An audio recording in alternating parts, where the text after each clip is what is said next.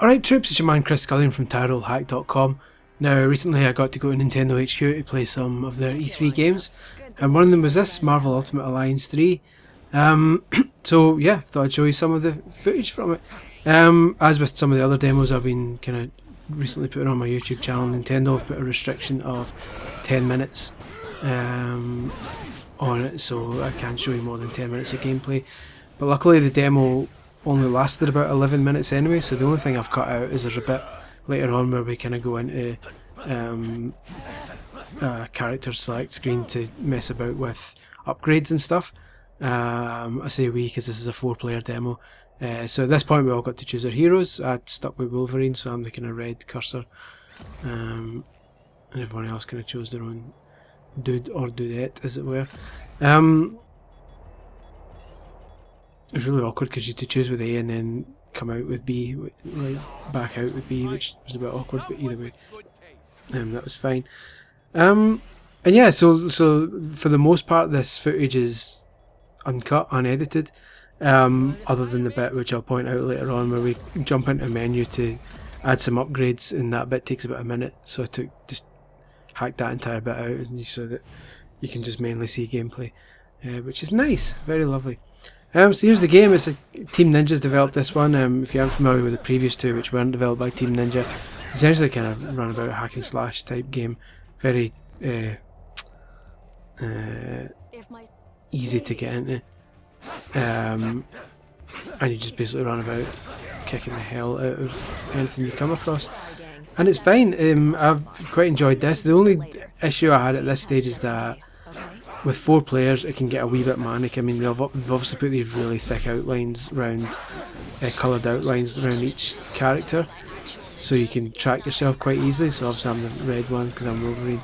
But they haven't done the same with the enemies, which is understandable, but also makes things kind of like there when the wall goes in front of you, you can still see where you are, but you can't see where the enemies are all of a sudden. And just when I saw this shot, I thought how great would it be if they did a Teenage Mutant Ninja Turtles game like this.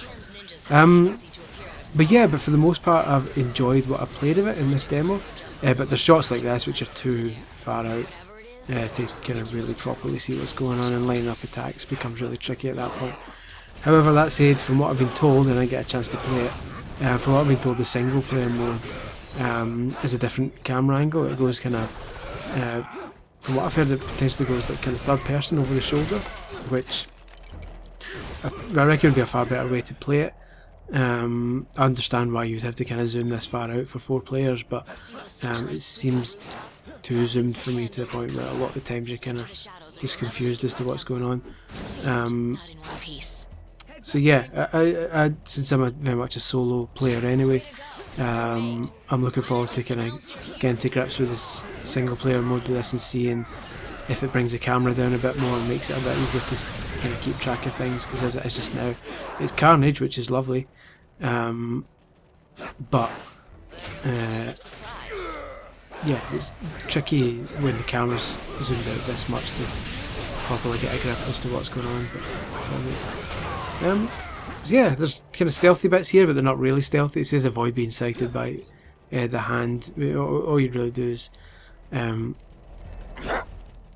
stealth style, try and avoid these searchlights that are coming up, but we don't. We bottle it and you can just keep going anyway, so it's not like if you're bad at stealth you're stuffed. It just means you're kind of more likely to get into a fight, so what have you. There you go. So that's what happens if you bottle it like you did, and then you get into a big fight. But technically you want to get into a big fight anyway, because that's the kind of point of the game, so that's fine. But yeah, there's not a hell of a lot to say about this one because it's pretty straightforward. There's a lot of leveling up in it. There's a lot of for those not too familiar with it, there's a lot of stuff to unlock and a lot of character evolution and upgrades involved in it. This is very much a kind of action RPG type situation where every character you choose has their own level count, and when they hit certain levels they can unlock new abilities and they can gain experience points which can be spent on skill trees and stuff. So it's actually really it can be as in-depth as you want it to be. If you just want to run about and kick hell out of stuff, then you can do that. But you can also really properly get in-depth into stats and stuff if you really want to. I think this is where Keep the mystery in our relationship alive somehow, babe. we're going to that pause screen.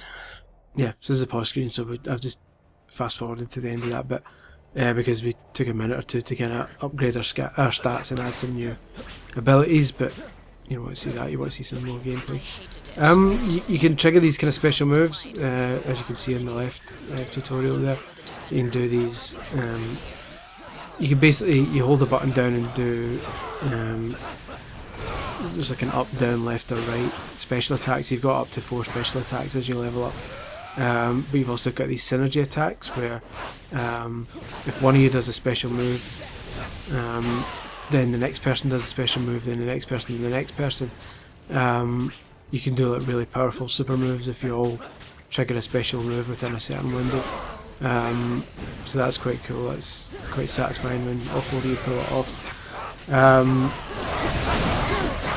But other than that, it seems fine. Like I say, I'm happy to hold judgment for now until I play it properly on my own, because that's how I'm going to end up playing it. And if the situation is as I was told and the camera zooms in a lot more, I'm up for that, because that's the only real issue I have just now. Is I'm at the back there, Wolverine in the red. You can barely see me, so it's a struggle to kind of accurately fight. And I can imagine if the difficulty goes up and you're surrounded by like a kind of swarm of enemies and you can't really see what's going on, I can imagine you're taking a lot of cheap hits, which can be quite frustrating. So hopefully when you play on your own that's sorted a bit by a zoomed in camera angle. We shall see. But yeah, there's not really much more else to say about it, and I realise there's still 2 minutes left in this video, so that's good. How's your day been? Has it been okay? Been up to much? That's good. Me? Oh, not much. I've just been doing these videos, innit? Where's your cutscene?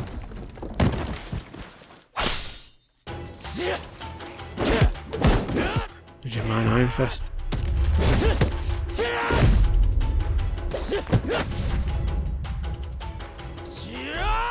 It's also good to see they're all kind of based on the actual comics versions of the characters rather than doing what Square Enix have done and done that kind of weird Avengers style thing where they sort of look like the actors from the movies but not quite, so it's just really distracting. Whereas they could have gone down that route presumably with this, but they just thought, nah, let's just go all comics. So all the X-Men and but the real challenge still lies ahead. all the superheroes and what have you are all dressed in the comic style outfits. That's all well and good. I'm happy with that. Let's see. Oh, here's this 4-player move. This is fairly chaotic. So yeah, one person triggers it. There's a kind of limited time window for everyone else to join in, and if everyone else joins in, then chaos is unleashed, as they say. But yeah, this is like when it all comes together quite well like this. You see everyone's got their own wee corner and doing their own little bits and pieces of super violence. It's all just mindless enough and fun enough.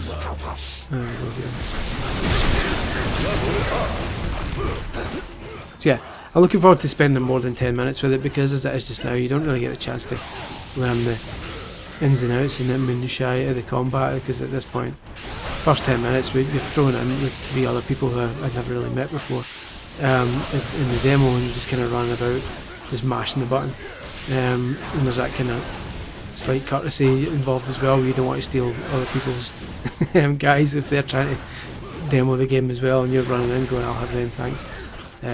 Don't take too kindly to that. There we go. But yeah, that's Marvel Ultimate Alliance 3. Happy with it so far, but cautiously optimistic. I want to see more of the single player mode first, but that's how the demo ends.